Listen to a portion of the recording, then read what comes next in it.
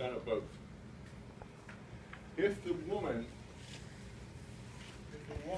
is Rh positive, all right, this is the female. She becomes pregnant the first time. Let's say with an Rh positive fetus. These antigens are going to cross the placenta into her blood. Now, is she going to form any antibodies against those fetal antigens? No. Why? Because she's Rh positive, right? So she's not going to form any antibodies against this fetus. Suppose the second child or third or whatever is Rh negative. Well, of course, she's not going to form any antibodies against the Rh negative because it's not there. Right? Okay. The problem came, this is how they basically figured out that there was an Rh negative and positive. There's an Rh negative woman. Okay? Let's say she becomes pregnant with an Rh positive fetus. And those antigens cross the placenta into her blood. And what will her immune system do in response to that? Destroy the, What? try and destroy the. Well, what will it form is what I'm asking. Antibodies. It will form Rh antibodies. She is producing them. Did she produce any before this? No. Now, those antibodies can cross the placenta. Are they going to bother this fetus? Probably not, because of the time involved in making the antibodies, etc. Well, here comes the second kid. And let's say the second kid is Rh positive. Now, what's going to determine whether whether any of these kids is Rh positive or negative? The father? The father. Okay? Just because she's Rh negative doesn't mean she has to have Rh positive. So, here's this, and of course this one is going to do what? Put antigens up here, and now, a pretty big build up here of these things, and even from the first child, and now it is this baby that's going to get usually, sometimes it is the first one. And what's going to happen in that second child? The antibodies are going to what? Bind with those Rh negative antigens and cause those cells to agglutinate. So it's going to cause the blood cells to do what? Agglutinate. And what's going to happen in that kid? It's going to block up blood vessels, small blood vessels. If this is a Caucasian baby, right, as opposed to African American or some other, the baby might come out looking bluish. Why? Because blood vessels are clogged up and you don't have blood circulating through the child like you should, et cetera, et cetera. Well, suppose she has another one. Remember, every time you put more antigens in here, she's going to make more antibodies. Suppose she has the third one. The third one might not even make it to birth because it's going to get so. The third one's going to. But the antibodies by now are so plentiful. The third one might not even make it to birth. Now, suppose she has Rh negative fetuses. Well, I just erased the whole thing. Because if she has Rh negative fetuses,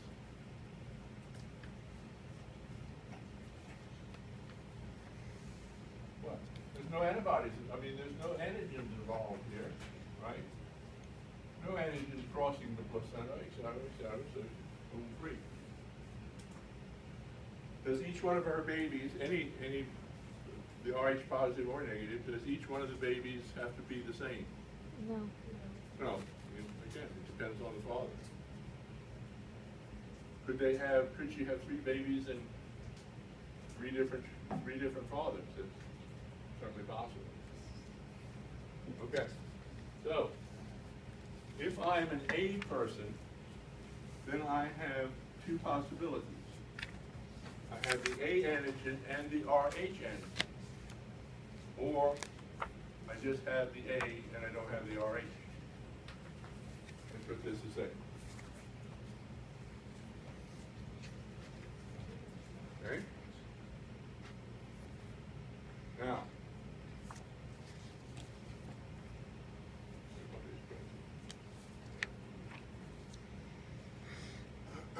So positive is with both, and negative is with just one. Oops. as far as the antibody for RH, is a person born with the antibody? No. They have to, it has to be made by somebody else. For instance, if this were an RH positive fetus, it goes over here, the antibodies are made by who? Whom? The mother. The mother makes, these are antigens going over here, and the mother is going to make antibodies. What can I have for B? Well, going back to A, if there's no antibodies present, then I would call this what? A negative. Right? My follow? So I can have A positive, A negative. In the same light, I can have B positive, B negative.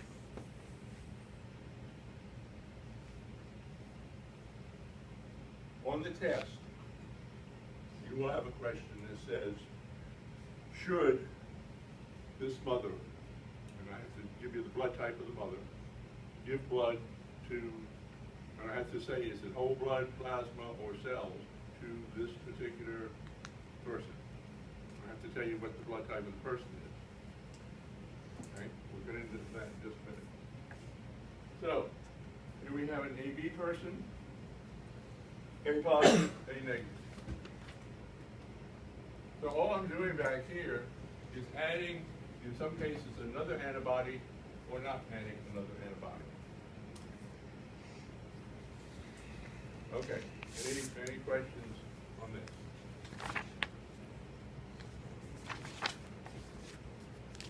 Now, so if, let's say the A, here's the A, and the A has the RH. Let's say it has the RH also. It has the RH antigen. So, in addition to the A, it would have the RH. That would make it what? A positive. If it was A negative, of course, it would not have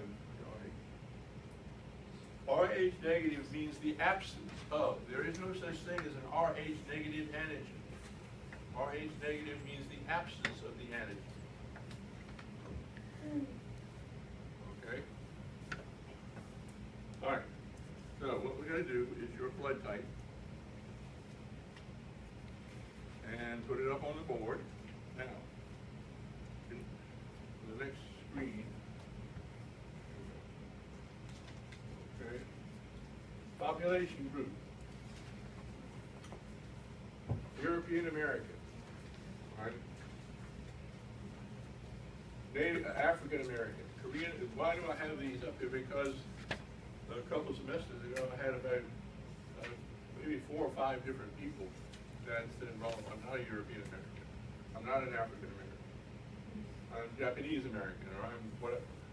So, here are the groups. Now, since the advent of airplanes and worldwide travel, what is it difficult to really do with these groups? These are not absolute groups. What are these groups primarily based, as I have them up there? What are they primarily based on? What? Looking around the room, what would they be based on? What? No. What would classify a person as African American? Oh, it's just appearance. But skin color, I don't know their ancestry. They might have Japanese people in their ancestry someplace. So, these are based on skin color. Now, as airplane flight became very prominent, what happened to these groups? Mixed. More and more mixing of these groups. So it's kind of difficult sometimes to say, put absolutes on them. Now, in some others, maybe a little bit more. The Native American had less mixing than some of the others. Now, if I were to do this in, let's say, 1900, it would probably be much more isolated. We probably wouldn't have hardly any of these, right? Or very, very few. The African American would have been more defined, right? Because of all sorts of non-travel, etc. Even laws forbidding African American and other European American marriages and so forth. The Native American would have been pretty defined. But since then, we have what? So we have to take these with a little bit of generality, not overwhelming. What about the blood type percentages? Are they're not equal. We have 4 basic blood types, A, B, AB, and O. Are they equal in a population? Depends on what population you're talking about. Okay. The RH is not equal. In the European population, European American population, now right away, that kind of, basically, what's another word for this? White. Well, Caucasian. Caucasian, white, yes. Okay. And of course, we're back to the same thing. We don't know that person's background. Maybe they have Japanese, Korean, maybe African American, whatever, people in their background. So, but we look at this, then what are the 2 prominent blood types in that population? A and O. O being a little more prominent, 45%, 40%. B is only 11, AB is only 4%. So, if we gathered up 100 Caucasian people at this school, only 4 of them would be type AB, on average. But that's not an absolute. We might get 3 for this one, 5 for the next one, or something like that. Now, how about RH? 85% of any of them would be what? RH. 85% of the A's, the B's, the AB's, and the O's are 85% of that racial ethnic group. Racial and ethnic are not the same. I just kind of said those as if they're the same thing. Of course, they're not the same thing at all. But let's just go with racial here. African American. What? Oh. Look at the A and the B. Pretty much the same. 4, pretty much the same. And look here. 95% of them are RH positive. Now, if we go back to even the European American, why aren't they all the same? Nobody has an answer for that. Nobody has a good answer of why blood types differ. How long have these things been around? We suspect, at least in this population, that they've been around for at least several million years. Do other animals show blood types? Yes. They don't match humans, but they show, your dog shows blood types, but they're different than this. I had a diagram, it would look somewhat the idea, but it's not A, B, A, B, O.